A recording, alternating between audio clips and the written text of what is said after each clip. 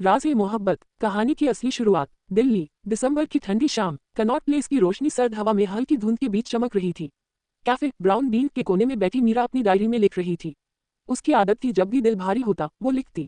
उसने पेन रोका और लिखा, कभी कभी जिंदगी हमें ऐसे मोड़ पर लाकर खड़ा कर देती है जहां से वापस लौटना मुमकिन नहीं होता। तभी धड़ाम कॉफी का कप गिरा, भूरी लकीरें उसकी डायरी पर फैल गईं। Oh shit, I am so sorry. Meera गुस्से में ऊपर देखती है। उसके सामने खड़ा था एक लंबा गंभीर चेहरा, गहरी आंखें, सूट पहने हुए। आपको दिखता नहीं। मीरा भड़क उठी। वो हल्का मुस्कुराया, शायद किस्मत चाहती थी कि आपकी कहानी थोड़ी बदल जाए। क्या मतलब? कभी कभी जो पन्ने खराब लगते हैं वही कहानी को बेहतर बनाते हैं। मीरा एक पल के लिए चुप हो गई। वैसे मैं आरव हूँ। मीरा ने अनिच्छा से हाथ मिलाया। मीरा, उसे नहीं पता था ये नाम उसकी जिंदगी में तूफान बनने वाला है। अगली सुबह मीरा एक बड़ी कंपनी के इंटरव्यू के लिए पहुंची, मल्होत्रा इंडस्ट्रीज। वो कॉन्फ्रेंस रूम में दाखिल हुई और उसकी सांस अटक गई। टेबल के सामने बैठा था वही लड़का, आरव मल्होत्रा, कंपनी का CEO. Good morning miss Meera, वो प्रोफेशनल अंदाज में बोला, जैसे कल कुछ हुआ ही ना हो। मीरा के हाथ कांप गए। आप यहाँ? ये मेरी कंपनी है। कमरे में हल्की खामोशी। इंटरव्यू शुरू हुआ। आपको नौकरी क्यों चाहिए? आरव ने पूछा। मीरा ने उसकी आंखों में देखकर कहा, क्योंकि मैं अपनी कहानी खुद लिखना चाहती हूँ। आरव के चेहरे पर हल्की मुस्कान आई। You are hired. इतनी जल्दी? कुछ तो अलग था। रात। मीरा अपने कमरे में थी। घड़ी में 11:11 बज रहे थे। फोन वाइब्रेट हुआ। Unknown number. मैसेज, आरव से दूर रहो वरना पछताओगी। उसके हाथ ठंडे पड़ गए। कौन था ये? उसे लगा शायद कोई मजाक है, लेकिन दिल कह रहा था ये मजाक नहीं। ऑफिस में काम करते हुए मीरा को महसूस हुआ कि आरव सबके साथ सामान्य है, लेकिन उससे अलग। वो उसे ध्यान से देखता, जैसे कुछ समझने की कोशिश कर रहा हो। एक दिन मीरा फाइल लेने उसके केबिन में गई। दरवाजा खुला था, लेकिन अंदर एक और दरवाजा था, बंद। उस पर ताला लगा था। मीरा ने पूछा, इस कमरे में क्या है? आरव की आंखें अचानक सख्त हो गईं। पर्सनल चीजें। उसने तुरंत दरवाजा बंद कर दिया। मीरा को पहली बार लगा आरव कुछ छुपा रहा है। अध्याय 5 तारा। शनिवार की रात। Company party. सब हंस रहे थे। तभी हॉल में एंट्री हुई एक लड़की की। लाल गाउन, तेज नजरें, आत्मविश्वास से भरी चाल। आरव का चेहरा बदल गया। तारा, उसने धीरे से कहा। तारा सीधे मीरा के पास आई। तो तुम हो नई लड़की? तारा मुस्कुराए। आरव किसी का नहीं होता, वो सिर्फ इस्तेमाल करता है। मीरा का दिल बैठ गया। आरव गुस्से में बोला, बस करो तारा। लेकिन तारा जाते जाते कह गई, सच्चाई खुद तुम्हारे सामने आएगी। अध्याय 6 हादसा। अगली सुबह फोन बजा। मीरा की माँ रो रही थी। देव का एक्सीडेंट हो गया। हॉस्पिटल। देव आईसीयू में था। Brake fail. Inspector Rajveer case संभाल रहे थे। आरव भी अस्पताल पहुंचा। देव ने उसे देखा और अचानक डर गया। वो देव बेहोश हो गया। मीरा ने सब देखा। उसके मन में एक ही सवाल था, देव आरव से क्यों डर गया? हॉस्पिटल की सफेद दीवारें, मशीनों की बीप, मीरा की आंखों में डर। इंस्पेक्टर राजवीर ने पूछा, देव का किसी से झगड़ा था? नहीं, मीरा ने कहा, लेकिन उसकी नजर अनजाने में आरव पर चली गई।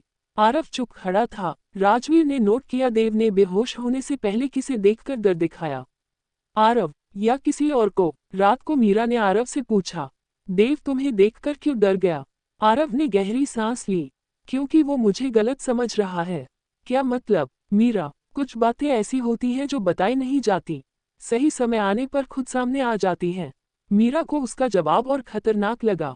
अगले दिन ऑफिस खाली था। मीरा ने हिम्मत की और उस बंद कमरे की चाबी ढूंढ ली। कमरा खुला। अंदर दीवार पर ढेर सारी तस्वीरें थीं।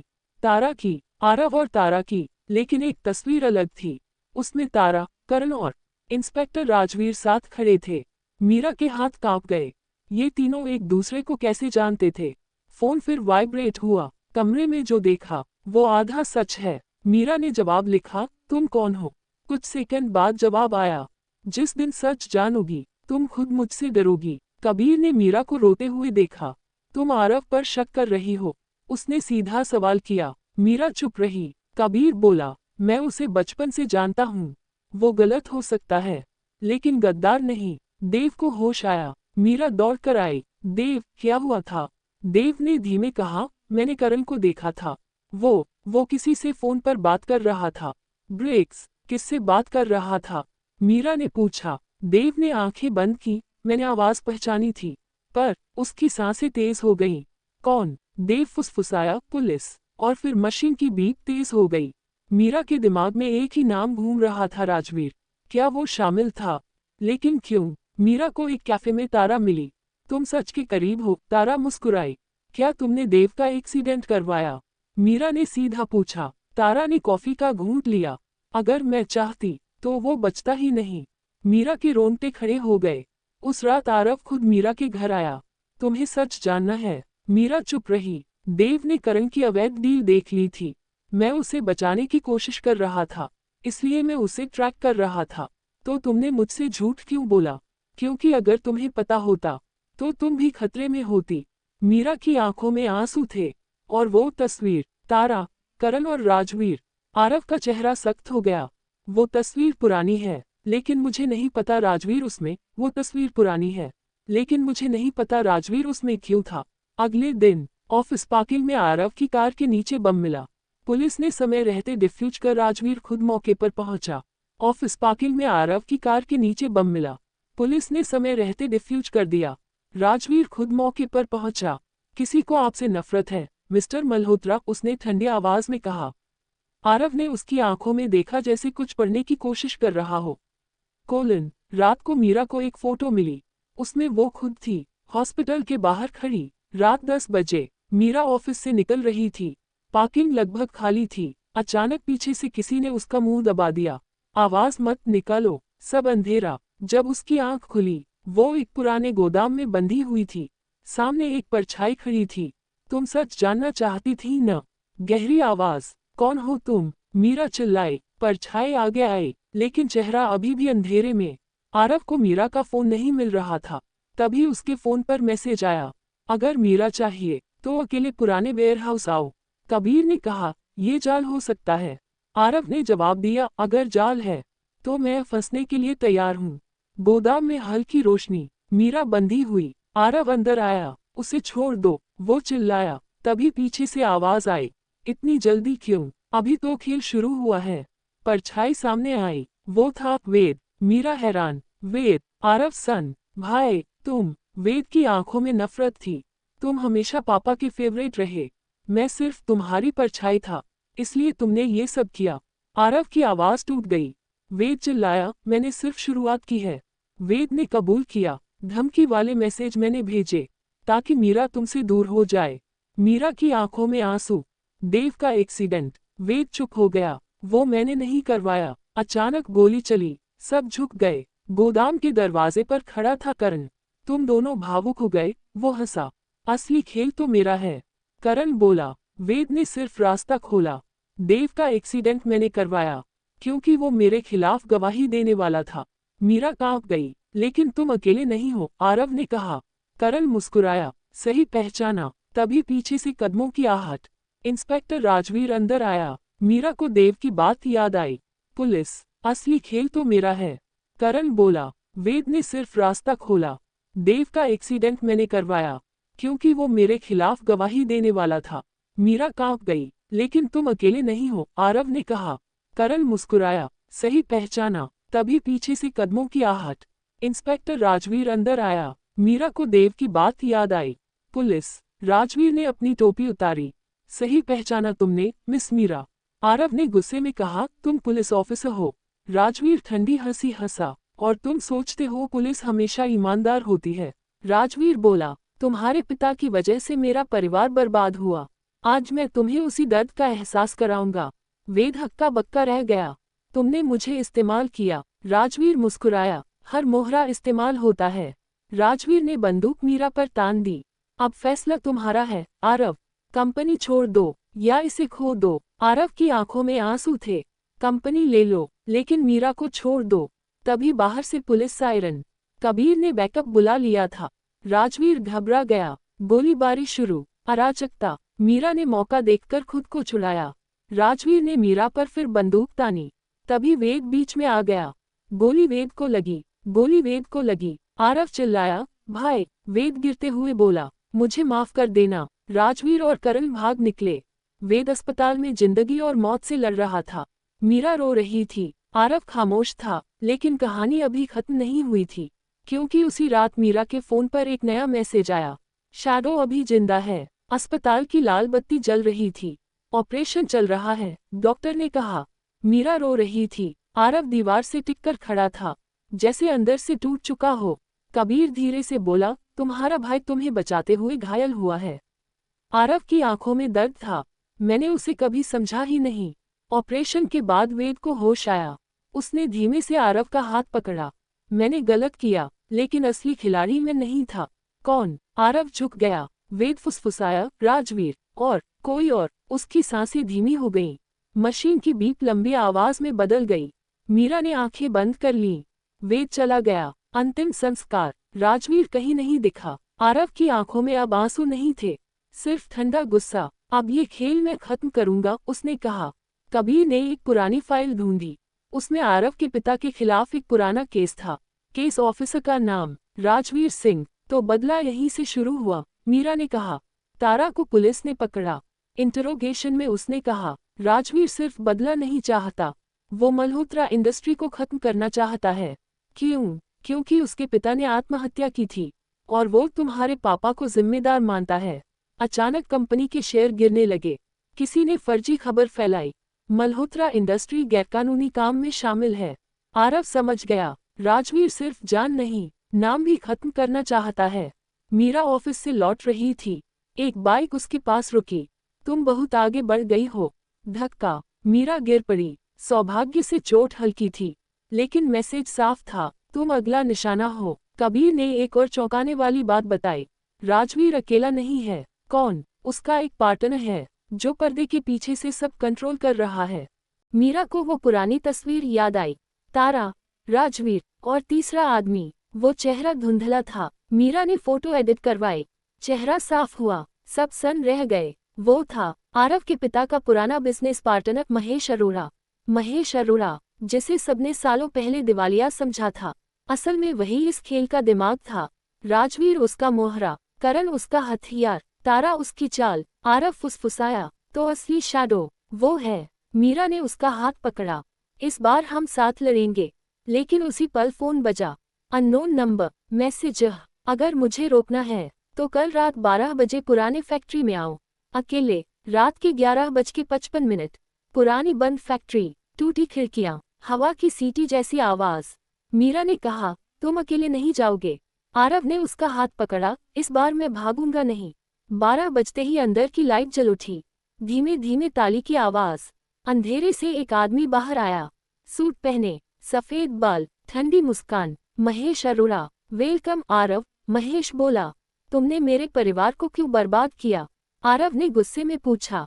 महेश हंसा, तुम्हारे पिता ने मुझे धोखा दिया था, कंपनी से बाहर कर दिया। मैंने सिर्फ हिसाब बराबर किया है। महेश ने एक वीडियो चलाया। वीडियो में आरव के पिता और महेश झगड़ रहे थे। महेश चिल्ला रहा था, मैंने कंपनी के पैसे नहीं चुराए। आरव सन रह गया, तो असली गुनहगार कौन था? मीरा ने पूछा। महेश ने मुस्कुराकर कहा, तुम्हारे पिता। अचानक पीछे से आवाज, सच अधूरा है महेश। राजवीर अंदर आया। उसकी आंखों में नफरत। मेरे पिता ने आत्महत्या नहीं की थी, उन्हें मजबूर किया गया था। किसने? आरव ने पूछा। राजवीर ने सीधा जवाब दिया, महेश ने। महेश गुस्से में बोला, तुम्हारे पिता ने मुझे धोखा दिया, मैंने उसे सजा दी। लेकिन राजवीर, तुम सिर्फ मेरे हाथ का मोहरा थे। राजवीर चौंक गया। क्या मतलब? तुम्हारे पिता ने आत्महत्या नहीं की, मैंने सिर्फ अफवाह फैलाई। राजवीर के चेहरे पर सन्नाटा। महेश बोला, मैंने तुम दोनों को एक दूसरे के खिलाफ इस्तेमाल किया, ताकि मल्होत्रा नाम मिट जाए। आरव समझ गया, ये सिर्फ बदला नहीं था, ये पावर का खेल था। महेश ने बंदूक निकाली। कंपनी के सारे शेयर मेरे नाम करो, या फिर। उसने मीरा की तरफ इशारा किया। मीरा आगे आई। तुम्हें पैसे चाहिए, ले लो, लेकिन सच दुनिया के सामने आएगा। महेश हंसा, सच वही होता है जो जीतता है। तभी पीछे से आवाज, तो फिर आज सच जीतने वाला है। कबीर पुलिस के साथ अंदर आया। असल में आरव ने पहले ही लोकेशन ट्रेस करवा ली थी। महेश भागने की कोशिश करता है, गोली चलती है। राजवीर उसे रोकता है। पुलिस महेश को पकड़ लेती है। राजवीर घुटनों पर बैठ जाता है। मैंने गलत लोगों पर भरोसा किया। महेश गिरफ्तार। करण पहले से जेल में, तारा भी अंदर। राजवीर ने खुद सरेंडर कर दिया। सब खत्म हो गया, या शायद नहीं। Press conference. आरव ने कहा, मेरे पिता निर्दोष थे, असली गुनहगार पकड़ा गया है। मीरा गर्व से उसे देख रही थी। कंपनी के शेयर वापस ऊपर गए। मल्होत्रा इंडस्ट्री फिर खड़ी हो गई। शाम, आरव ने मीरा को उसी कैफे में बुलाया जहां पहली मुलाकात हुई थी। वो घुटनों पर बैठ गया। क्या तुम मेरी कहानी बनोगी? मीरा की आंखों में आंसू थे। हाँ, सब खुश। रिया, कबीर, देव सब मुस्कुरा रहे थे। लग रहा था सब ठीक हो गया। शादी से एक दिन पहले मीरा को एक लिफाफा मिला। उसमें एक पुरानी फोटो थी, महेश, राजवीर और एक तीसरा आदमी जिसे पहले कभी नहीं देखा गया था। पीछे लिखा था, मैं अभी जिंदा हूँ। मीरा के हाथ कांप रहे थे। फोटो में महेश, राजवीर और तीसरा आदमी। आरव ने फोटो को गौर से देखा। ये चेहरा मैंने कहीं देखा है। मीरा ने धीरे से कहा, ये तुम्हारी कंपनी का लीगल एडवाइजर विनय खन्ना है। आरव सन रह गया। विनय खन्ना, वो आदमी जो हर मीटिंग में साथ होता था, जिसने हर लीगल पेपर साइन करवाया। आरव को अचानक याद आया, कंपनी के कई अहम फैसलों पर विनय ने जोर दिया था। क्या वही असली शैडो था? 5G जोड़। अध्याय 59। शादी रुक गई। शादी की तैयारी चल रही थी, लेकिन आरव ने अचानक सब रोक दिया। जब तक ये राज खत्म नहीं होगा, मैं तुम्हें खतरे में नहीं डाल सकता। मीरा ने उसका हाथ पकड़ा। अब डरना बंद करो, इस बार हम साथ हैं। आरव ने विनय को मिलने बुलाया। सर, अचानक क्यों बुलाया?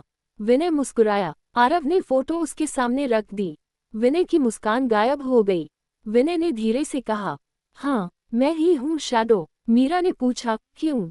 विनय बोला, तुम्हारे पिता ने मेरे पिता को कंपनी से निकाल दिया था। वो सदमे में मर गए।